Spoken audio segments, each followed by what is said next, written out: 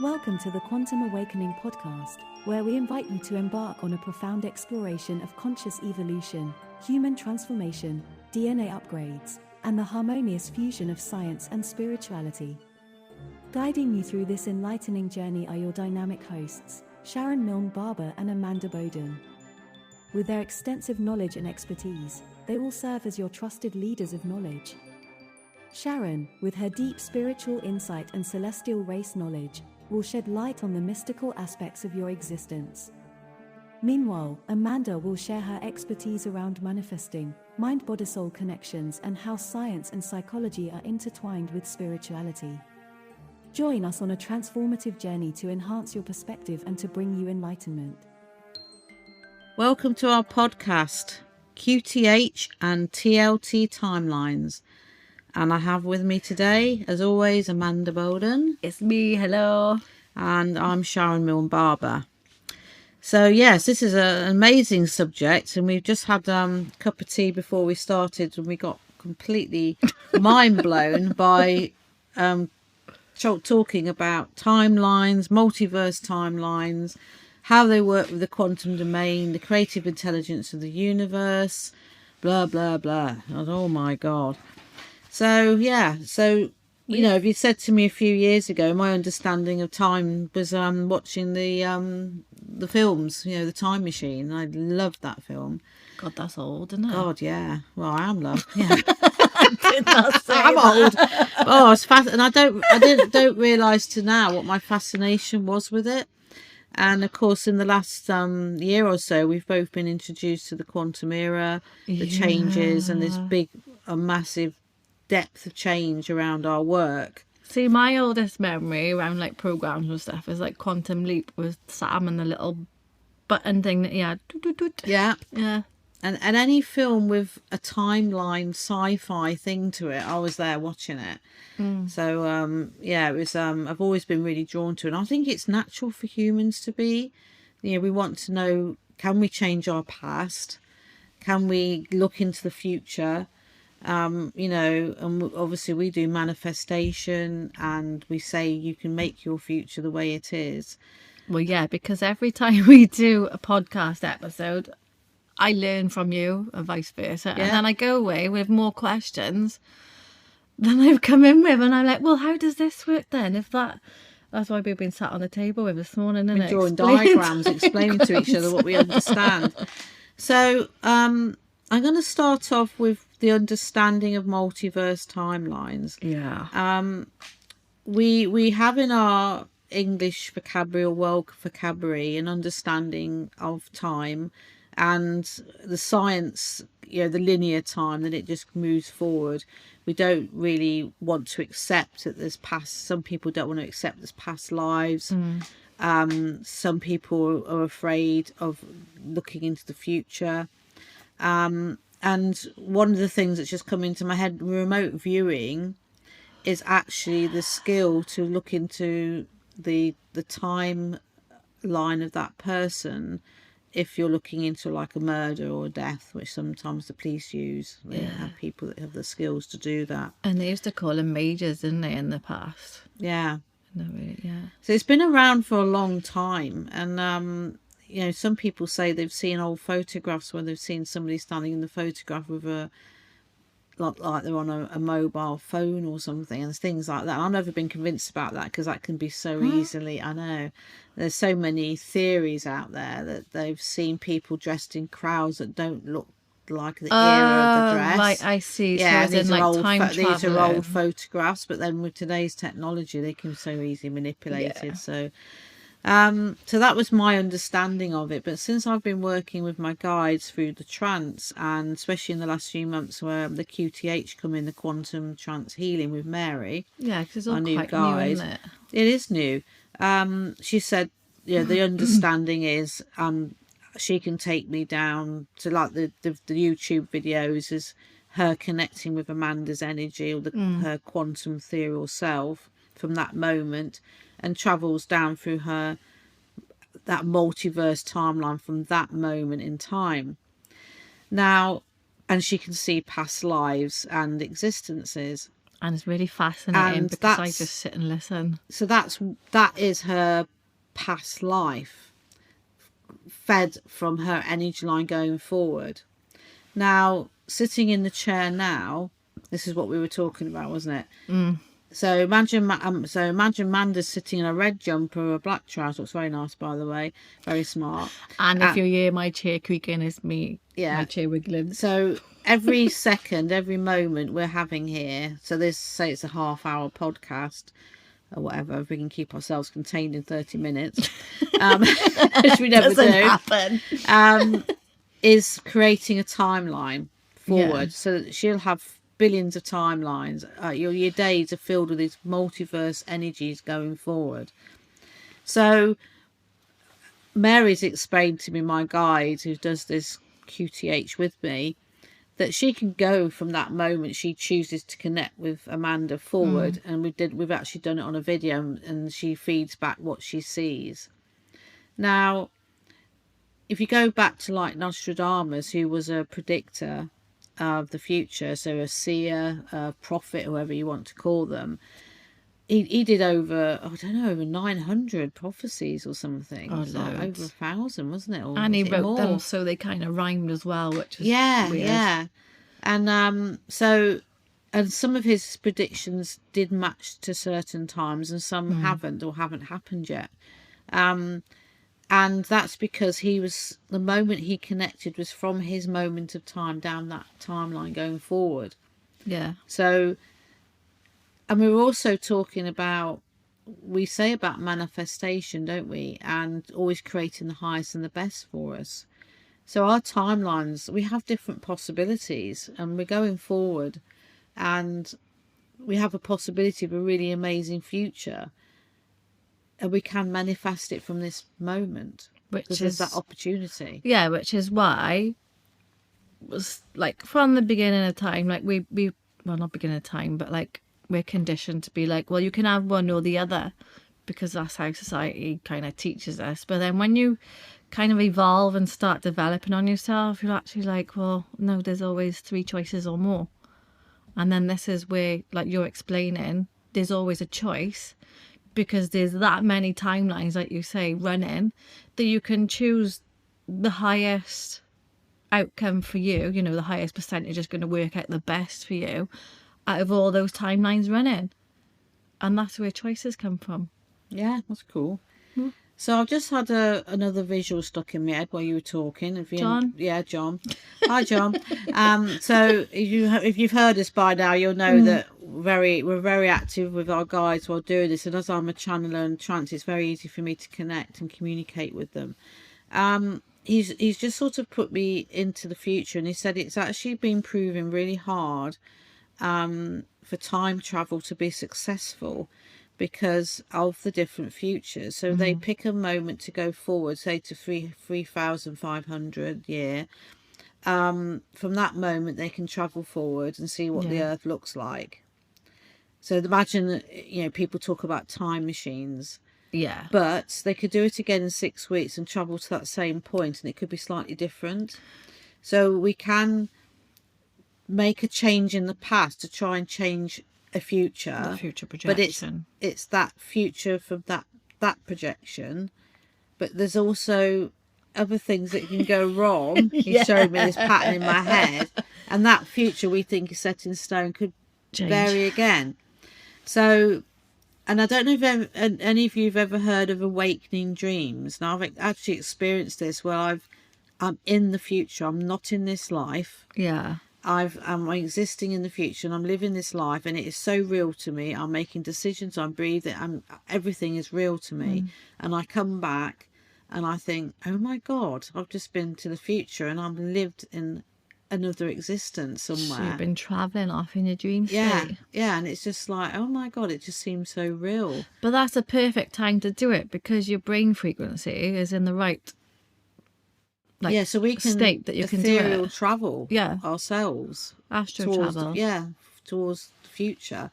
Yeah, because like when you're in a dream timeline. state, 4D is like one of the frequencies that you're in, isn't it? When you're in a dream state. It's cool. We were sitting in the kitchen there. Due to our conversation half an hour ago, our future now is being based on that conversation we had. Yeah. Because of our Some very thoughts of what we're inquisitive talking about now. I've got a headache. But I might have to go down the pub in a minute. Oh, dude, that's me in it. You're like coming with questions. Yeah. So it's like, from what my guides are saying, it's almost like we've got to pull it back in and not get that out of our head, haven't we? And we sort of think about, well, now. And because this is one of the questions for me, is like, where our guides are able to be in multiple places in one time, as we kind of expand our consciousness and we begin to open up to quantum and ourselves being quantum, we then have to learn similar ways of how they do it to keep us in the now, because we're open to the past, now and the future all in one go. And that's where quantum comes in. So it's like learning to maybe sit and do like meditation, mindfulness, and bringing yourself back into the now, because when you do, it creates the new neural networks. Oh my God. To bring you back to where you need to be. So I just had a light bulb moment. Yeah, so you're creating muscle memory as well. So it becomes a new automatic habit. Wow. Shannon's clapping. Oh my God! She's got a brainwave going on. They keep stressing how important meditation and mindful is to me, especially with trance work and connection work like this.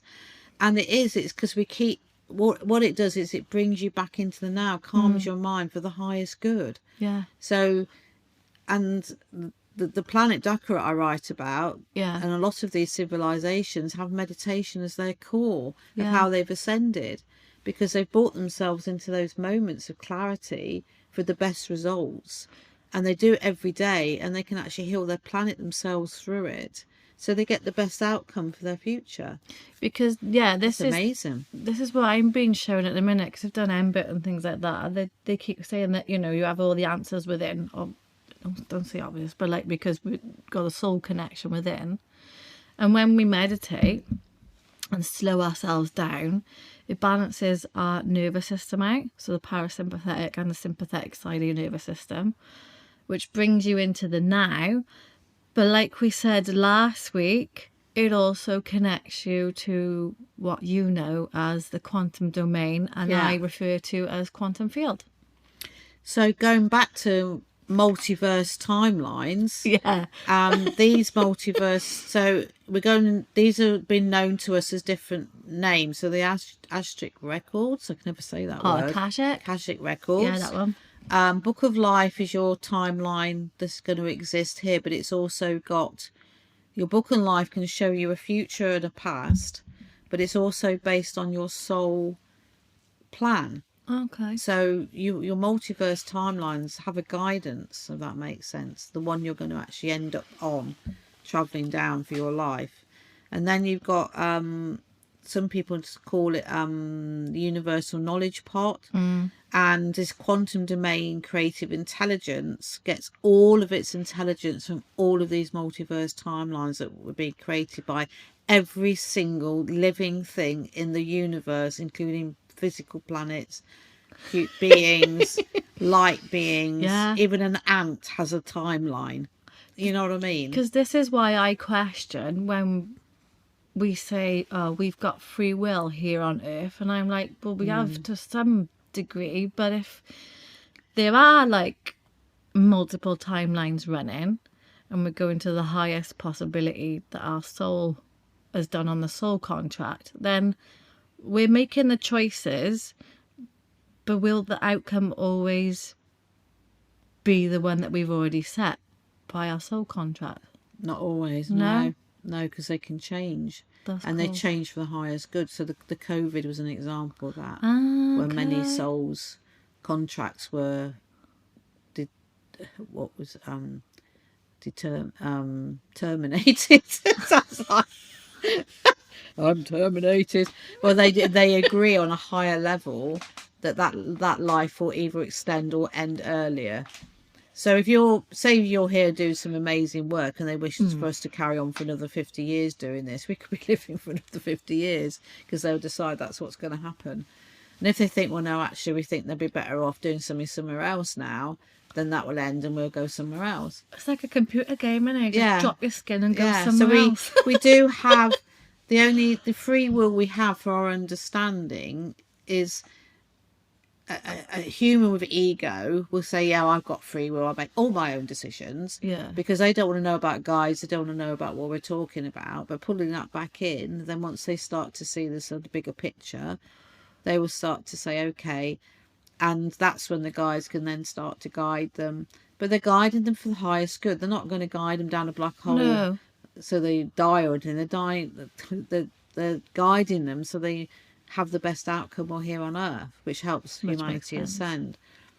So back with the multiverse timelines, what we have to understand with this creates so much knowledge. It's way beyond our understanding. It's way beyond any computer we're ever going to have on Earth. But these very high beings in the 12, 11 dimensions, just with thought process, can zoom in and say, right, we want to talk about that galaxy over there, that planet there, that there, what happened a million years ago, what happened last week. It's all the knowledge is there. And when we do our soul contract, our when we meet before we come here,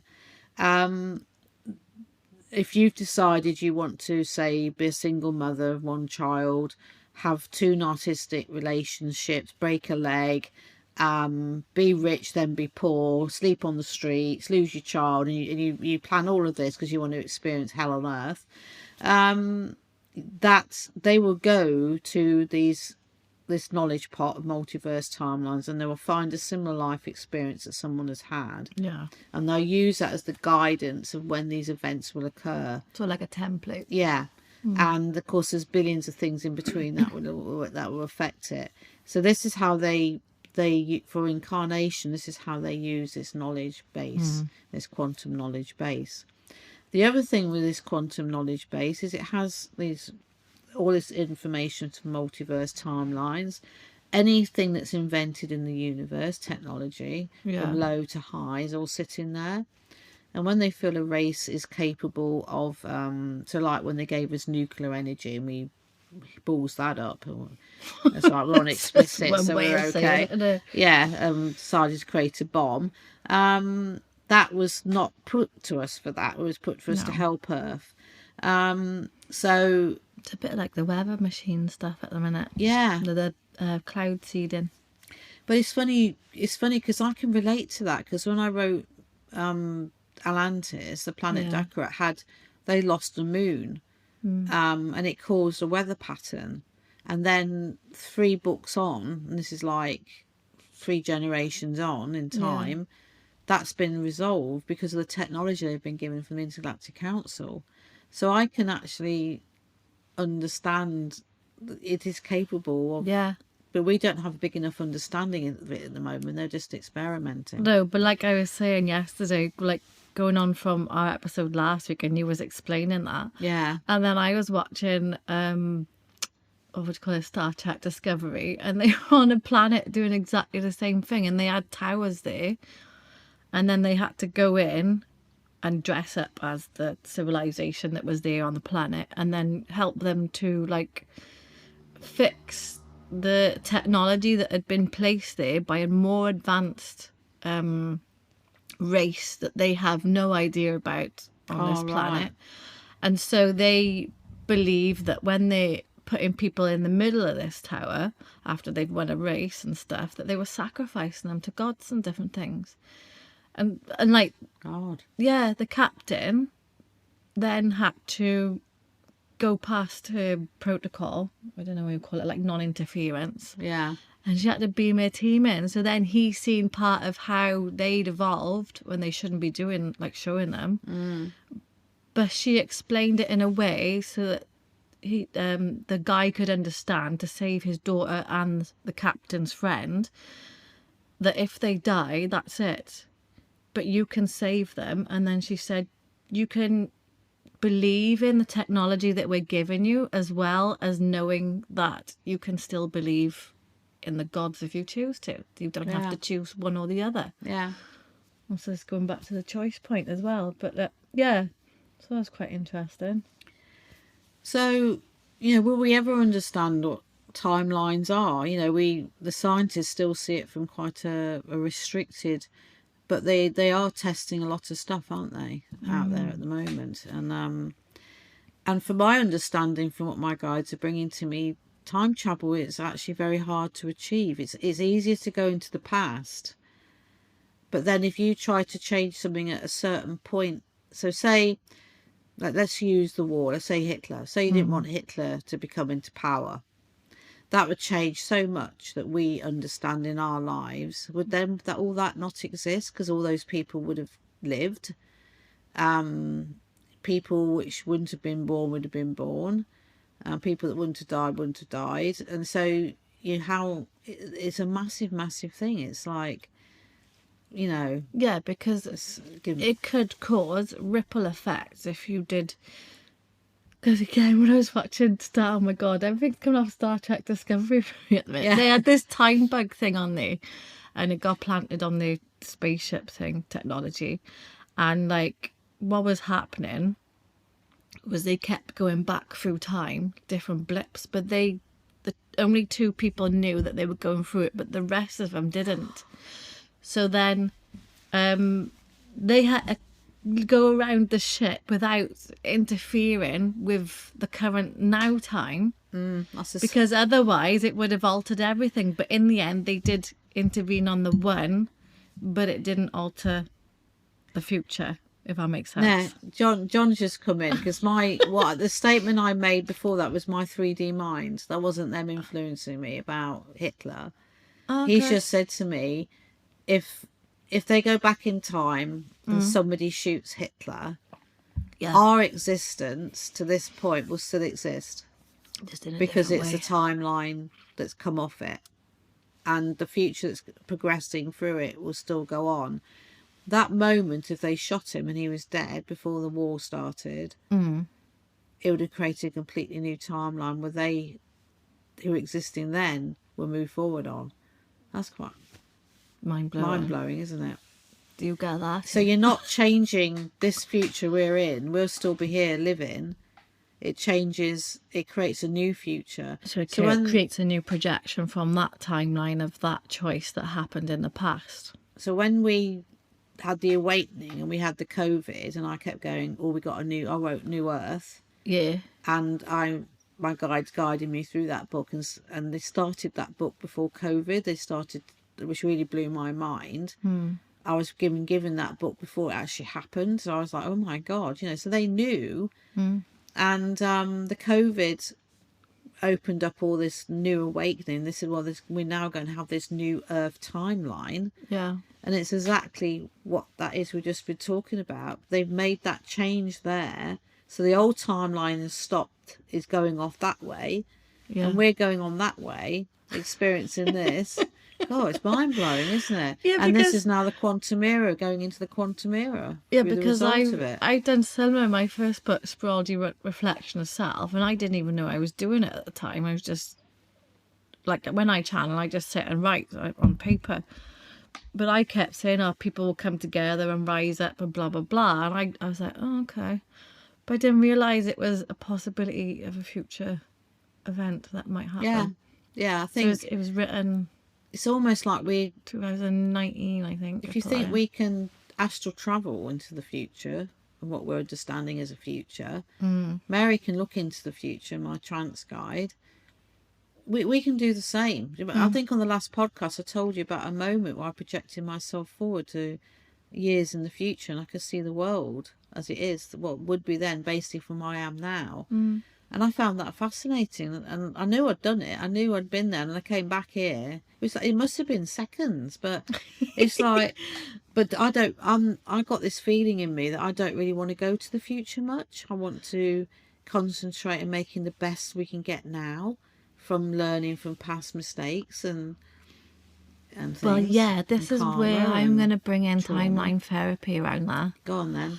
Because, like, my training, so what like timeline therapy is literally a technique, and it's quantum, that takes you back to the very first moment where you experienced something, and you take the positive learnings from the past memories unconsciously, which helps you to let go of what we call the big five, as in anger, hurt, fear, sadness, and guilt. But me and one of my coaches that I work with have added shame, because shame is huge. And even though like most of the emotions come under those as a subset, I can relate to that. yeah, shame is massive. Definitely can relate to that. And like something from childhood. Yeah, so literally like Yeah. what you do with Mary is similar in timeline therapy. So you come up from the now moment and you go above your timeline, which, as we've been talking around now, is literally your timeline, and you'll go back to the past. It could have been something that started at a really early age. It could be something that began within your mother's womb. It could be a past life or something passed down genealogically. And then what you do is you hover above that moment, and then you're using the unconscious part of the mind, like you do a trance, really. Yeah. And then you ask what the positive learnings are you can take from, because you start with anger first, because that is a massive emotion that you hold in the body. Because when you do the healing, it takes out the negative somatics around that situation, so that then you can revisit it, but you won't feel that negative pang that you did before, because that's been taken away and it's off your timeline. Well, I had a different experience with this the other day. So, I've been doing some private ones now. And the experience I had the other day, listening back, was that she actually went to a past life that wasn't a negative for that person. It was actually a positive. Yeah. Because the person now needed that to learn that her path was a very positive past. Because they were thinking quite negatively. It's somebody who'd been a spiritual worker for a long time and had ups and downs. So was in a darker place with it at the moment. And she used the positive from the past to give what she needed for now to move forward. That's good. So that was interesting, because obviously I don't know what's going to happen. It's, so it was treated differently this time. She didn't bring back any karma or anything. And I found out afterwards that she'd actually had quite a lot of past life regressions, this person. Yeah. So it might be the answers had already been given to them, and Mary came in to give the positive, to say, you need to now stop and let go and just move on. Yeah. So yeah, it's interesting.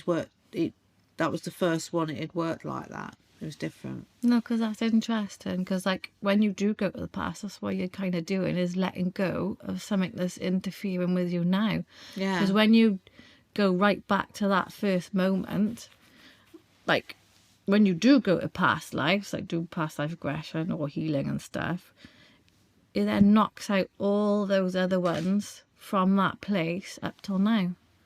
Yeah, it's so it's letting go. Isn't it? It's like if I could show you visually now, we like hold like a piece of string and you put shapes on there, and then when that one piece is gone, the rest just drop away. So a lot of what we've been talking about, the healing's coming out, like what I'm doing in Mary, how you've been trained and what you're doing, and you're linking that with some spiritual connection stuff as well. So again, we're going back to science meeting spirituality. So again, whether it be we've already done that podcast when we release this lot. It's the one before this, isn't it? And it's just that there'll be a massive understanding of all of this one day. But I can see why we've got together, because you're bringing stuff in that you've learned. I'm bringing stuff from a perspective I'm trying to understand, that my guides are coming in with, and we're joining forces, and what's needed is already there. The NLP work, the counselling work, the transformational coach work, the way you're working and understanding the human mind, and the mindfulness, the meditation, the spiritual side, It's all holistic. of that is stuff in place to help humanity get that best out of their existence. Yeah, because someone doesn't really have to understand how quantum works when you're doing these techniques. Although, like, I do like pre-frame of explaining, because timeline therapy takes quite a while, because it's understanding it a little bit. But then once you know the basics, and you've done it once, it's pretty easy. Is that what you did with me when... No, not No. done. Not yet. Right, oh, I've got that to come then. But on that there one. is also, like, I was chatting to one of the coaches I know, and like we was chatting around timeline therapy because like generally it just makes a line, whether it's like straight through you or in front of you. But then there's another side to it where you've got the multi-dimensions, where you can actually bring it closer to you so you can experience it in a different and more spiritual way or quantum way. So there's another aspect to it. All right. Yeah. Interesting. But also, like in the future, what we do with timeline therapy is you put goals in your future timeline. And then because of the RAS part of your brain, your reticular activating system, it's like your Google thing. So if you put like something in there, it'll go to work and move towards it. So if you essentially put something in the future on your timeline, then it generates a positive and more compelling outlook to move forwards to it. Yeah, This so... is literally like visualization. You just plonk it down in on your timeline. So do you think, we say we have a life plan, if somebody comes to you and you're putting these things into the future, yeah. it's because they've now got this block and their life plan isn't flowing well. Yeah. So you're putting the stuff there to help regenerate where they need to be, because you'll be guided what to do and what to say, won't you? Yeah. Because that's how I work. It's literally, it's like when giving a reading. Yeah, you know. script mine is. Yeah, it's like when you give a reading, my guides have always said your readings are for the now. We will not give future predictions, and we will help heal the past. They've always worked that with me. And again, when I hear people saying, oh, I've gone to a tarot reading, they just told me in 5 years this, 10 years this, I find that it could well be at that moment in time that they are connecting on that future timeline, but you can't give those predictions because they can alter. No, and that's why it's... For me, Yeah. I believe, like, if someone comes to me for a reading, I'll say, you know, these can alter in the future, but also you don't kind of give dates. Like for me, we were saying this at the table, and then my guides have given me dates for personal stuff to book, like holidays and different things like that through lockdowns. But you can say it in a way that's more universal, so that they're just keywords that are like triggers. Yeah. That will trigger them at some point because they'll remember it because it's in their subconscious part of their mind. But it's not the whole picture. I was a while ago, a few years ago, and there was some traumatic thing going on in the family, and I had to sort of stand back and watch it unfold as a bystander. So that's what I was told, guided to do by my guides. And they did give me dates, and things happened as they said. It wasn't like the exact date, it was like the end of a month. And it went over one day and things like that. So and I realise now that they gave those to me for me to trust the process, that when they know that. So it took 2 months for this to happen. They knew on that timeline, as things were being predicted, that it would resolve at that time span. Yeah, because like as you said, so guys, we were talking about timelines earlier and higher selves and different things like that. And like you was explaining, wasn't you, that, you know, that person in your book from Diacrat, is it? Yeah. And they can be in one timeline, but then they can be connected to somebody in the past or future. Or future. Yeah. Oh my God. Yeah. So, yeah, that's what I was trying to explain. So Diacrat exists way over in the universe in another galaxy. It's actually a planet that does exist, and it's a book about incarnation into an Atlantis human and the fifth experiment. But trying to understand, did that person live exactly the same time as that person? So the person that's going to be the higher self, the physical being, to lose, who's going to incarnate a reflection of herself into this human being in Atlantis, they didn't exist exactly at the same time, because it's a different, if you go way over to the other side of the universe, it's completely different time span. Yet they could be an incarnate, and that's what our moving on to our next one, which should be celestial guides. We'll explain a bit more on that, about the way they work. So there you go. Yeah, so I've got a clue what we said. Your mind's not blown like mine is. I need a cup of tea. Yeah, I need a chocolate eclair now. I'm going to get my chocolate cake. Yeah, so, so that was our take on timelines, multiverse, quantum era, and all of that. So hope you enjoyed it. Yeah. Definitely give you something to think about. You might need to listen to it a couple of times to really grasp what we were talking about. But you can go on this subject forever, can't you? Because it's that interesting. Yeah. But we're going to leave it there. Yeah, I think we're better. Okay, see you on the next one. Take care, everyone. Bye. Bye.